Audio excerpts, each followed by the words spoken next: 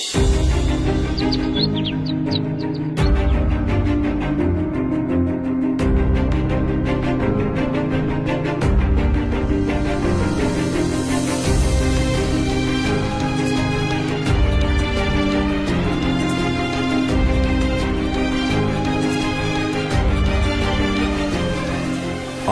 চোখে নীল ছিল নিছকই একজন চাকর। সে সারাদিন আদ্রিতার ভাই ফরমাস খেটেও ওকে সন্তুষ্ট করতে পারত না।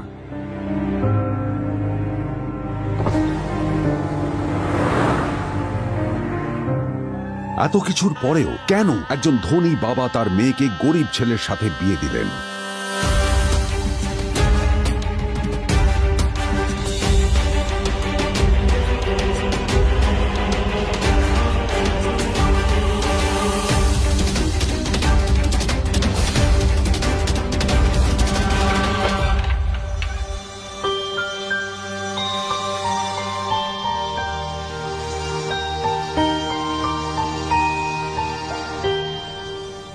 এবং তারপরে সেই মেয়েটি তার গরিব স্বামীর কাছ থেকে নতুন বছরে এমন একটা গিফট পেয়েছিল যে তার চক্ষু স্থির হওয়ার জোগাড় হয়েছিল।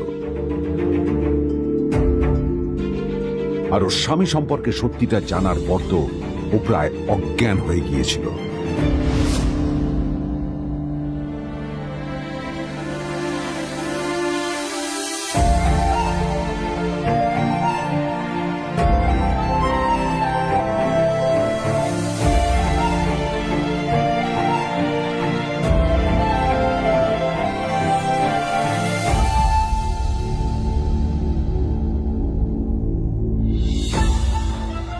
আমার বাবা সবচেয়ে বড় ভুল করেছে তোমার মতো একটা গরিব ছেলের সাথে আমার বিয়ে দিয়ে। আমার সব বন্ধুদের স্বামীরা ওদের কত দামি দামি গিফট দেয়, আর তুমি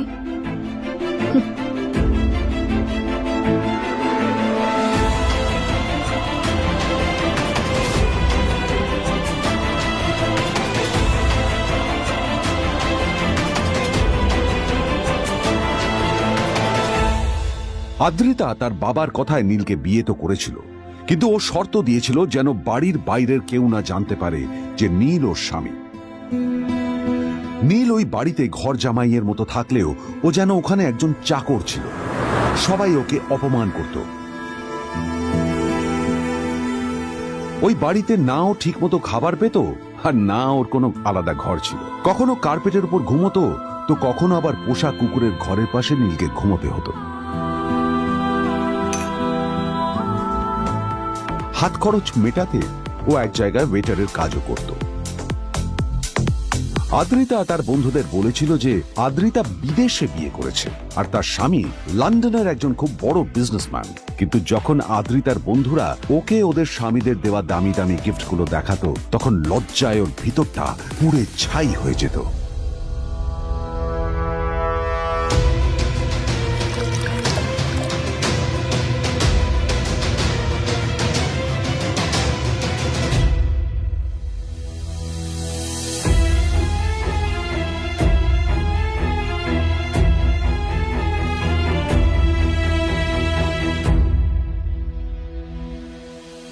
এই যে শোনো, নিউ ইয়ারে আমার একটা গিফট চাই তোমার থেকে। আর গিফট যেন দামি হয়, হ্যাঁ, মানে খুব দামি, কয়েক লাখ টাকা। ওকে? কয়েক লাখ টাকা? কিন্তু অদ্রিতা, এত টাকা আমি একসাথে কখনো দেখিনি। তোমাকে এত দামি গিফট আমি কি করে দেব? এটা তো তোমার বিয়ে করার আগে ভাবা উচিত ছিল। একজন পুরুষ মানুষ হয়ে নিজের স্ত্রীর এইটুকু ইচ্ছা তুমি পূরণ করতে পারবে না? স্ত্রীর এই কথাগুলো নীলকে আহত করে। নিঃশব্দে ওখান থেকে চলে যায় নীল।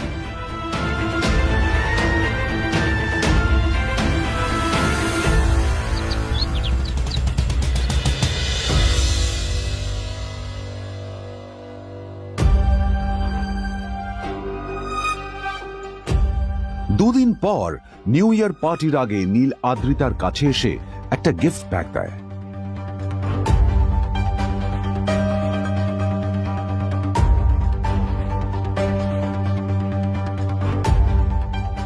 আদ্রিতা মুখ বেজার করে বাক্সটা খুলল, তবে তারপর বাক্সের ভেতরে গিফটটা দেখতেই ও চমকে গেল।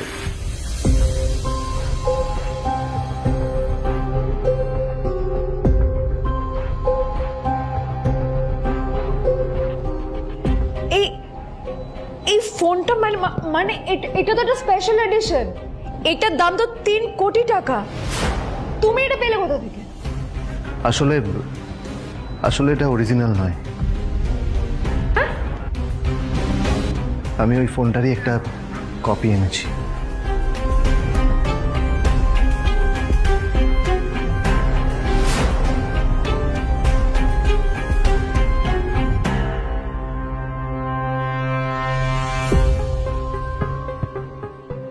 কিন্তু আদ্রিতার নীলের কথা একটু সন্দেহ হয়, কারণ ফোনটা দেখে একেবারেই আসল বলেই মনে হচ্ছিল। পরের দিনই আদ্রিতা ওই কোম্পানির শোরুমে গেল। এই ফোনটা একটু দেখুন না প্লিজ। ওয়াও, আচ্ছা ম্যাম, আপনি কি মিস্টার রয় চৌধুরীর বন্ধু? কে মিস্টার রয় চৌধুরী? ও আপনি কি ওই রয় চৌধুরী গ্রুপ অফ ইন্ডাস্ট্রিজ এর মালিকের কথা বলছেন? হ্যাঁ। না না, আমি ওনাকে চিনি না। আমি কেন, আমার মনে হয় কেউই ওনাকে চেনে না। বড় বড় মানুষেরাই ওনা দেখা পান না। আমিও কোনোদিন ওনাকে দেখিনি, কিন্তু সাডেনলি আপনি এই প্রশ্নটা করলেন কেন? অ্যাকচুয়ালি ম্যাম, আপনার হাতের এই ফোনটা আসলে এটা ফোনের স্পেশাল এডিশন। এই কাটিং, এই ডিজাইন, এই লোগো, এটা জাল করা ইজ নেক্সট টু ইম্পসিবল। আর গোটা ভারতে বিক্রি হওয়া এই ফোনের সেকেন্ড পিস এটা, যেটা মিস্টার রয় চৌধুরী কিনেছিলেন। সেজন্য জিজ্ঞেস করছি ম্যাম, আপনি এই ফোনটা কোথা থেকে পেলেন? তবে কি নীলই মিস্টার রয় চৌধুরী, নাকি নীল এই ফোনটা চুরি করেছে? বেকার নীলের কাছে কোটি টাকার ফোন কোথা থেকে এলো? নীলের সত্যিটা তাহলে কি? আর ও যদি সত্যি বড় লোক হয়ে থাকে, তবে ও নিজের শ্বশুর বাড়িতে খরচামাই হয়েই বা থাকে কেন? আদ্রিতা এসব কথাই মনে মনে ভাবছিল। তবে আদ্রিতার বিশ্বাস ছিল যে কোনো না কোনো মতলব করেই নীল এই ফোনটা আদ্রিতার জন্য নিয়ে এসেছিল। কিছুদিন পর আদ্রিতা সেই ফোনটার কথা ভুলে গেল। নীল সকাল সকাল ঘুরতে বেরিয়েছে বাইরে।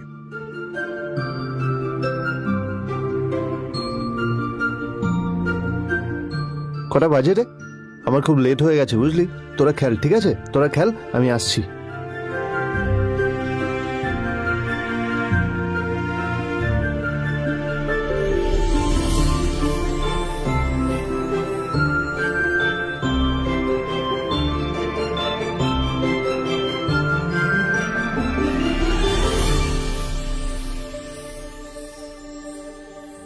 নীল, জল পড়ছে না কেন দেখো না। নীল, নীল, নীল কোথায় গেল? নীল,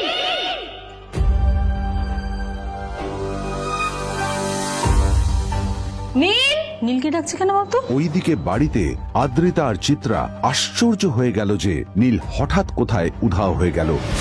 মা, তোমাকে কিছু বলে গেছে নীল? হ্যাঁ, কোথায় গেছে ও? না, আমি ওর কোনো খোঁজ খবর রাখি না। আমার একটা কথা মনে হচ্ছে, ওকে না এবার একটু শীতে করতে হবে। একটা কাজে যদি আসতো ছেলেটা, যখনই কোনো কাজের কথা বলি ভ্যানিশ হয়ে যায়। আমি ওকে বলেছিলাম আর&বি গোল্ডেন ডায়মন্ড থেকে আমার সেটটা নিয়ে আসতে, আনেনি। আনেনি। আজকেও ভালো করে অফিসে নিয়ে যাব, ভ্যানিশ হয়ে গেল। কোথায় গেল কে জানে। আমার ভাগ্যেই জুটেছে এরকম একটা ছেলে। এই যে তুমি, তুমি কেন বিয়েটা দিয়েছিলে আমাকে? এটা আবার কি বলছিস? আমার কি দোষ? দেখ, ওই অসভ্য ছেলেটার সাথে বিয়ে দিতে চাইনি। যা করেছে তোর বাবা করেছে, এটা আমার কোনো দোষ। তখনই হঠাৎ নীল সেখানে এসে উপস্থিত হলো, কিন্তু ও দুজনকে উপেক্ষা করে ভিতরে চলে যাওয়াই শ্রেয় মনে করল। এই যে লাট সাহেব ফিরলেন রাজকার্য করে। এদিকে এসো, তোমার ফাঁকিবাজির আলোচনাই এখানে চলছে। মা এসো। প্লিজ থাক, মা থাক, ভাল লাগছে না। এমনিতেই অফিসের জন্য আমার লেট হয়ে যাচ্ছে, আর বিজন আমার ওয়েটও করছে। বিজনের নাম শুনেই নীলের মুখটা ফ্যাকাশে হয়ে গেল। আদ্রিতা নীলকে উপেক্ষা করেই বলল, আরে যে এই ছেলেটার মতো আর একটা ফাঁকিবাজ না তুমি পাবে না। তুমি কেন দাঁড়িয়ে আছো? এই যে শোনো শোনো শোনো শোনো, দাঁড়িয়ে আছো কেন? তোমাকে আমি বলেছিলাম আর&বি গোল্ড ডায়মন্ড থেকে সেটটা তুলেছো, তোলোনি তো। এইটা চাই না আমার। তুমি আমার সাথে অফিসে যাবে, ফেরার পথে তুমি সেটটা নিয়ে আসবে। তোমার জন্য সবসময় লেট হয়ে অফিসে, তোমার জন্য বিরক্ত লাগে। আর ব্যাগটা নিয়ে ওর পেছন পেছন কোথায় যাচ্ছ? যাবি ওখানে রেখে এসো। নীল চিত্রার সাথে মাঝে মাঝে ঝগড়া করলেও তার স্ত্রী আদ্রিতার সাথে ও কখনো ঝগড়া করত না। সত্য সব অপদার্থ।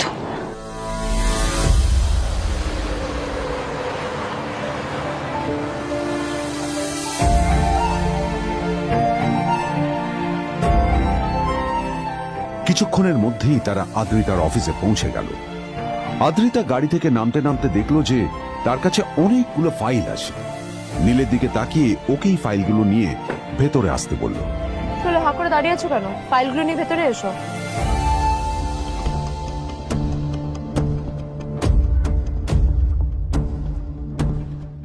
আদ্রিতা যখন ওর ক্যাবিনে পৌঁছলো তখন দেখলো সেখানে আগে থেকেই ওর বন্ধু এবং বিজনেস পার্টনার বিজন বসে ওর জন্য অপেক্ষা করছে।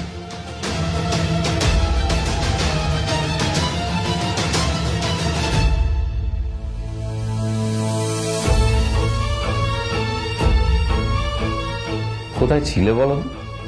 আমি 1 ঘন্টা ধরে তোমার জন্য এখানে ওয়েট করছি। এই লোকটার কি কোনো কাজকর্ম নেই? 1 ঘন্টা ধরে বসে আমার স্ত্রী আদ্রিতার জন্য অপেক্ষা করছে। সরি বিজন, আমি খুবই দুঃখিত যে বাড়ির কিছু লোকের জন্য না আমার সবসময় লেট হয়ে যায়। আদ্রিতার কথা শোনার পর বিজনের 1 ঘন্টা অপেক্ষা করার অভিযোগ 1 মুহূর্তের মধ্যে মিলিয়ে গিয়েছিল। কি হলো? হাসছো কেন? লটারি পেলে নাকি? লটারি? হ্যাঁ, তুমি আসা মানে আমার কাছে লটারির থেকেও বেশি দাম। তবে তার থেকে কিঞ্চিত কম দামি একটা গিফট আমি তোমার জন্য এনেছি।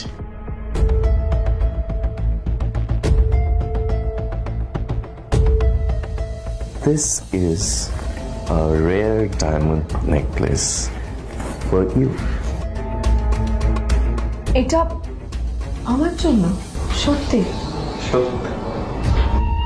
এই শহরে এটা খুঁজে পাওয়া খুব বিরল। Just like you. Like it? Thank you. You're welcome. Thank you for the gift. আসি তাহলে এখন।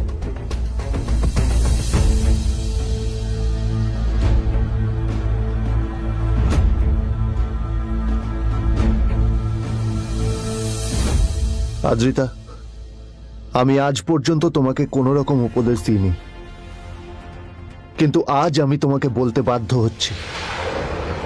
এই যে এই লোকটা তোমাকে শুধুমাত্র ইমপ্রেস করার জন্য একটা নকল সস্তার হীরের গয়না দিয়ে গেছে। এরকম একটা লোকের সাথে তোমার মেশা উচিত না। ভবিষ্যতে কিন্তু তুমি বিপদে পড়বে। আদ্রিতা, আমি তোমাকে কথা দিচ্ছি, আমি তোমার জন্য আসল রেয়ার একটা হীরের গয়না এনে দেবো, এর চেয়েও দামি, এর চেয়ে অনেক অনেক বেশি দামি। তার জন্য আমাকে যাই করতে হোক না কেন, আমি তোমাকে একদিন ঠিক এনে দেবো তোমাকে।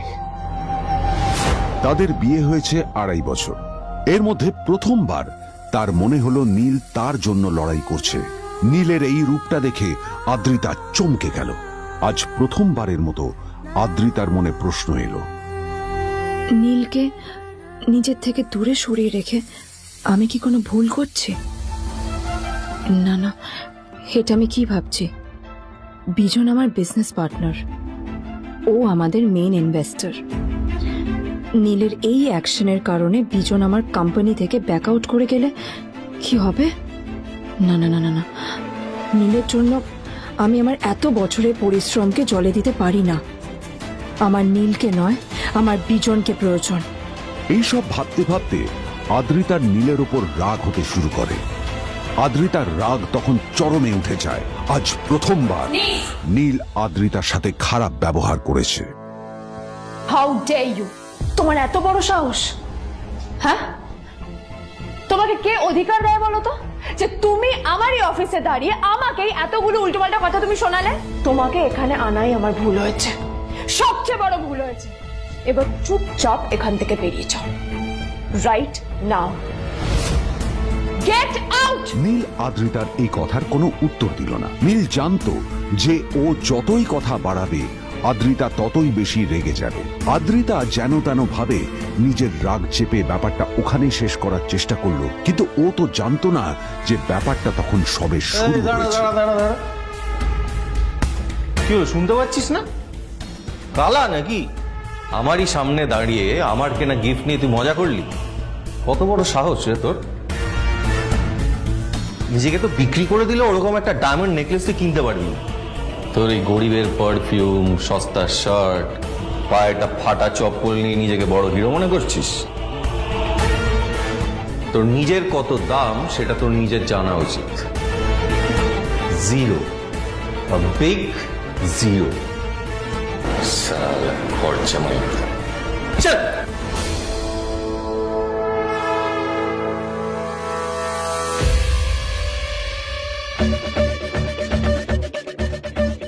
নীল তখনও ঝামেলা করার মেজাজ ছিল না, কিন্তু যখন কেউ অন্যের নীরবতা সুযোগ নিতে শুরু করে তখন কথা বলাটা প্রয়োজন।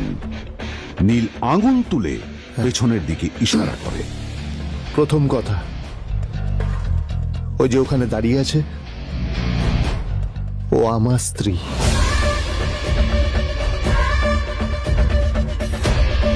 তাই আমার স্ত্রীকে তোমার নেকলেস দেওয়ার কোনো অধিকার নেই। ওকে যদি নেকলেস দিতে হয় তাহলে আমি দেব। তাই এসব ফ্রডগিরি বন্ধ করো। আর দ্বিতীয় কথা, যার পকেটে পয়সা নেই ঝনঝন আওয়াজ করা তার মানায় না।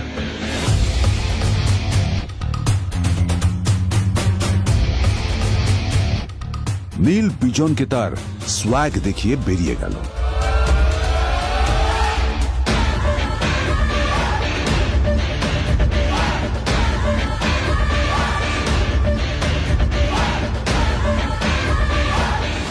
আদ্রিতার রাগে গজগজ করছিল।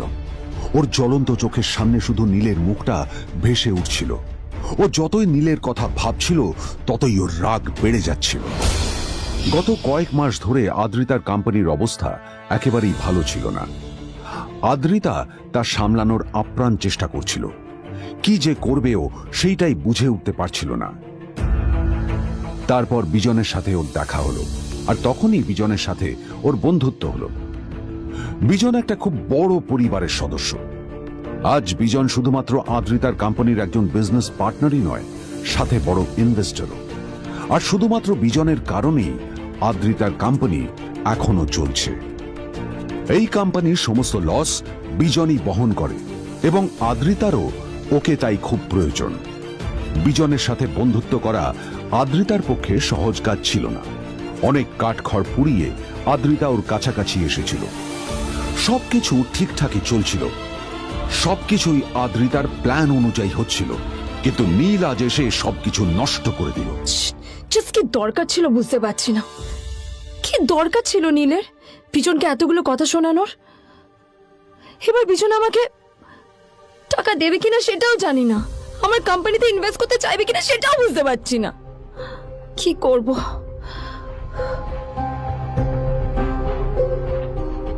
এখন আদ্রিতা ওকে কিভাবে বোঝাবে? ভুল করে যদি বিজন ওর টাকা ফেরত চায় তবে আদ্রিতার কোম্পানি সেন কর্পোরেশন খুব বড় সমস্যায় পড়ে যাবে। তারপর কি হবে? সেন পরিবারের দেখভাল কে করবে? এইসব ভাবতে ভাবতে আদ্রিতা নিজের উপরেও রেগে গেল। আসলে দোষটা ওর নিজেরই। আদ্রিতা কেন নীলকে ওদের মাঝে আনতে গেল? নীলকে অফিসে নিয়ে আসারই বা কি দরকার ছিল? আর যদি সে নীলকে সাথে করে না আনতো তাহলে বিজন এখন ওর সাথেই বসে থাকতো।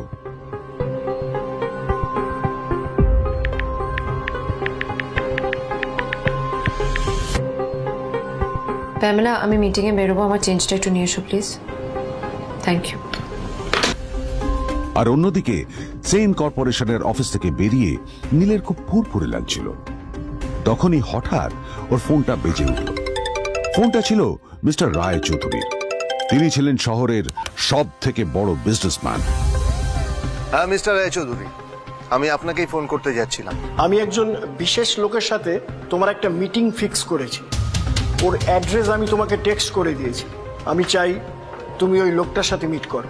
ঠিক আছে, আমি যে কোনো কারোর সাথে দেখা করতে পারি, কিন্তু তার জন্য আপনাকে আমার দুটো শর্ত মানতে হবে। প্রথমটা, আমার জন্য একটা রেয়ার হীরের নেকলেস আপনাকে জোগাড় করে আনতে হবে। আর দ্বিতীয়টা, আমি আপনাকে টেক্সট করছি, এটাও কিন্তু একই রকম জরুরি। এই দুটো কাজ আপনাকে যত তাড়াতাড়ি সম্ভব করে ফেলতে হবে আমার জন্য, ঠিক আছে? তোমার অ্যাকাউন্টে কিছু টাকা পাঠিয়েছি। কিছু জামা কাপড় কেনো, যাতে তুমি ভদ্র সমাজে আসার যোগ্য হও আর তোমাকে আমি স্বামীর পরিচয় দিতে লজ্জা না পাই। তোমার কারণে আমার পরিবার লজ্জা পাবে, আমি সেটা চাই না। যখনই দেখি তখনই তুমি ভিখিরির মতো ছেঁড়া ফাটা জামা কাপড় পরে থাকো। আসলে আদ্রিতার বাড়িতে আজ ফ্যামিলি ডিনার পার্টি ছিল, আর শেষবার নীলের জন্য ওকে অনেক ঝামেলা পোহাতে হয়েছিল। মেসেজ পড়ে নীল ফোনটা নিজের পকেটে রেখে রাস্তার ধারে গিয়ে একটা ট্যাক্সি থামানোর জন্য হাত বাড়িয়ে দিল। নীল ট্যাক্সি ধরে গোল্ডেন সিটি অ্যাভিনিউর দিকে বেরিয়ে পড়ল। গোল্ডেন সিটি অ্যাভিনিউ শুধু কলকাতারই নয়, এটা ছিল সারা পশ্চিমবঙ্গের সবচেয়ে বিলাসবহুল সোসাইটিগুলোর মধ্যে একটা। আসলে এই সেই জায়গা যেখানে মিস্টার রায়চৌধুরী আজ তার জন্য গোপন মিটিং ফিক্স করেছিলেন। কিন্তু নীল কার সাথে দেখা করতে যাচ্ছে এ সম্পর্কে ওর কোনো ধারণাই ছিল না। যখন নীল সেখানে পৌঁছলো, পুলভিলার বাগানে বসে থাকা লোকটিকে দেখে রাগে নীলের রক্ত ফুটতে শুরু করলো। নীল ওখানে না দাঁড়িয়ে বেরিয়ে গেল। তখনই হঠাৎ একটা মেসেজ এলো। আসলে আজ আদ্রিতার ফ্যামিলি গ্যাদারিং এ যাওয়ার আগে নীলকে ওর হাই স্কুলের রিইউনিয়নেও যেতে হতো। গ্র্যাজুয়েশনের পর এত বছরে এই প্রথম নীল তার কোন কলেজ বা স্কুলের রিইউনিয়নে যাচ্ছে। এতগুলো বছরে নীল তার কোনো বন্ধুর সাথেই দেখা করেনি। নীলের তার পুরনো সহপাঠীদের কথা মনে পড়তে লাগলো, যাদের সাথে ও স্কুলে মজা করত। আজ আবার ওদের সকলের সাথে নীলের দেখা হবে।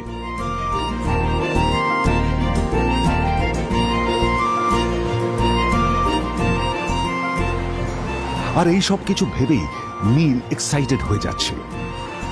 আসলে সোহিনীকে নীল তার স্কুল টাইমে পছন্দ করত।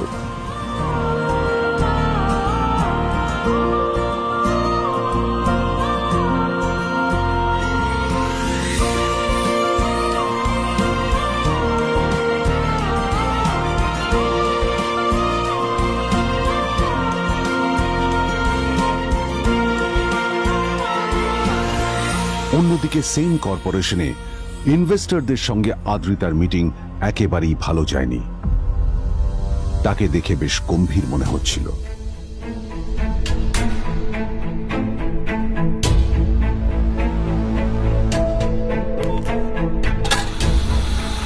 ভাই, পৃথিবীতে এমন লোকও আছে, কি দিমাগ দেখলি? হ্যাঁ, কাজকর্ম তো কিছু করার নেই, আর কিছু করেও না। হ্যাঁ, শুধু চলে এসছে আমাদের ম্যাডামকে রাখাতে। এই 1 বছরে না কিচ্ছু বদলায়নি। আরে আমি তো ভেবেছিলাম যে এর সাথে ম্যাডামের আর কোনো সম্পর্কই নেই, কিন্তু না, এখন যা দেখছি উল্টে ম্যাডামের মাথায় উঠে নাচছে। আমার মাঝে মাঝে মনে হয় এদের দুজনের বিয়ে কিভাবে হলো। আর বিয়ে তো অনেক পরের কথা, 2 বছর হয়ে গেল এদের এখনো ডিভোর্স হলো না। হ্যাঁ, আমার তো ভাবলে কিরকম অবাক যা লাগছে। বলেছিস।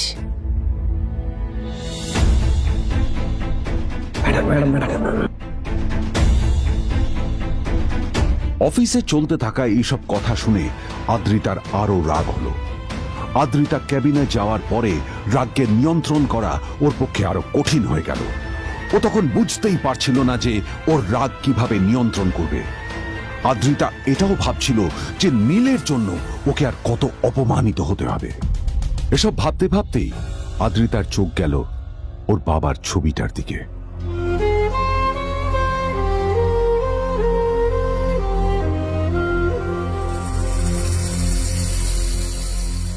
আমি তো তোমার সবচেয়ে প্রিয় মেয়ে ছিলাম বাবা, তাই তাই আমি সবসময় ভেবেছি যে তুমি আমার জন্য যাকে সিলেক্ট করবে সে সব থেকে শ্রেষ্ঠ হবে। তাই আমি নিজে থেকে কখনো কোনো রিলেশনশিপে যাইনি, আর তোমার কাছে বিয়ের কোনো শর্তও রাখিনি। কিন্তু কিন্তু তুমি না আমার সাথে কি করলে? এই গাধাটার সাথে আমাকে বিয়ে দিলে। আমার জীবনটা নষ্ট হয়ে গেল, শেষ হয়ে গেল।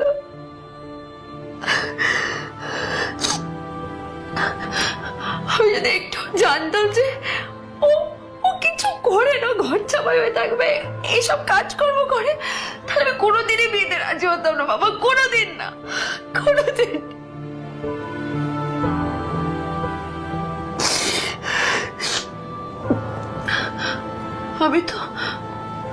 আমি তো সবসময় ভাবতাম যে বাবা মারা তাদের সন্তানের ভালো চায়, কল্যাণ চায়, তাদের জন্য চিন্তা করে, কিন্তু কিন্তু বাবা তুমি আমার জন্য একটু চিন্তা করোনি। তুমি শুধু তোমার শেষ কর্তব্যটুকু করতে চেয়েছিলে, শেষ ইচ্ছাটুকু রাখতে চেয়েছিলে, ব্যাস পালন করা হয়ে গেছে। আর আমাদের তুমি ছেড়ে চলে গেলে, তুমি আমাকে ছেড়ে চলে গেলে। অন্যদিকে নীল রিইউনিয়ন পার্টির জন্য হোটেল প্রাইম স্টারের দিকে রওনা হলো। হোটেল প্রাইম স্টার ছিল শহরের সবচেয়ে দামি হোটেল। ওখানে শহরের সব বড় লোকেরা যাতায়াত করত। নীল যখনই তার পুরনো বাইকটা নিয়ে ওখানে পৌঁছলো, ওর পুরনো জামা কাপড়, পুরনো বাইক আর ওর পায়ে ছেঁড়া চপ্পল দেখে সিকিউরিটি গার্ড ওকে গেটের বাইরেই আটকে দিল। কোথায় যাচ্ছিস শালা ভিখিরি? না না দাদা, আপনি আমাকে ভুল বুঝছেন। আসলে আমাকে ইনভাইট করা হয়েছে, আমি এই হোটেলেই এসেছি। শালা মিথ্যে কথা বলার জায়গা পাস না? হ্যাঁ, মিথ্যে কথা বলার আগে নিজের চেহারাটা তো দেখতিস। এটা একটা প্রাইম হোটেল, বুঝেছিস?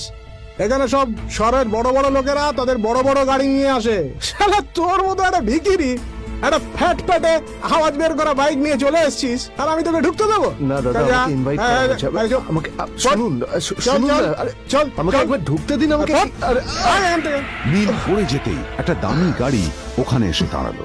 এই গাড়িটি আর অন্য কারো নয়, হোটেল প্রাইমের মালিক মিস্টার খান্নার ছিল। কি হচ্ছে কি এটা? হোটেলের গেটের সামনে এসব এসব ক্যাশ চলছে এখানে। হোটেলের বদনাম হবে না এতে? স্যার দেখুন না, এই যে ভিখিরিটা হোটেলে ঢুকতে যাচ্ছে, আমি বারণ করছি, শুনছে না স্যার? শালা, আপনি কি করতে আছেন? কে কি হচ্ছে দেখি দেখি কে? মিস্টার খান্না তার চশমা খুলে নীলের দিকে দেখলেন, আর ওনার মুখটা হাঁ হয়ে গেল।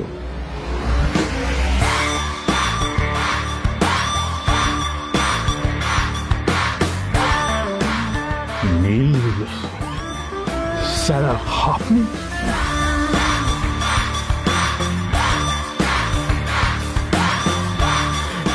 Extremely sorry sir. Sir sir, আপনি একটা ইনফর্ম করেননি কেন আমাকে? আপনি আসবেন জানলে তো আমি নিজে রিসিভ করতে আসতাম আপনাকে। ঠিক আছে, আপনি ব্যস্ত হবেন না প্লিজ। জানোইনি কে?